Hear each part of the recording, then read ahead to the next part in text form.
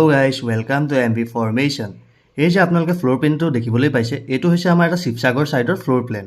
এই প্লেনটো 100% বাস্তু একুৰেচি সৈতে বনোৱা হৈছে। ইয়াত আপোনালোকে কি পাইছে, এইটো এটা 2 BHK প্লেন হয়, য'ত এটা কমন টয়লেট আৰু এটা আপোনালোকৰ এটেচ টয়লেট আছে। এখন বেকয়াৰ্ড আছে, যোনফালেদি আপোনাৰ এক্সিট পইণ্টটো আছে।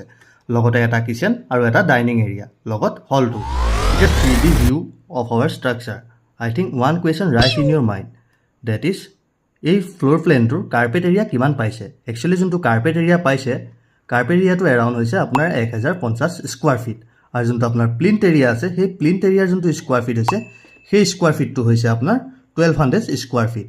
আপোনাৰ এটা ডাউট হৈছে যে 1100 কাৰ্পেট এৰিয়াটো বহুত বেছি সৰু হয় নেকি? একচুৱেলি কাৰ্পেট এৰিয়াটোৰ ওপৰত ডিপেণ্ড নকৰে। ডিপেণ্ড কৰে আপুনি কেনেকৈ স্পেচখিনি অৰ্গেনাইজ কৰি কেনেকৈ মেনেজ কৰিছে। এতিয়া এই ৰুমটো চাব পাৰে, আমি ফুল্লি ফাৰ্নিছ কৰি দিলোঁ। ফুল্লি ফাৰ্নিছ কৰাৰ পিছত ৰুমটোৰ স্পেচখিনি আপুনি চাব পাৰে। এই যোনজন ব্যক্তি দেখিছে, এই ব্যক্তিজনৰ হাইটটো হৈছে 6 ফুট।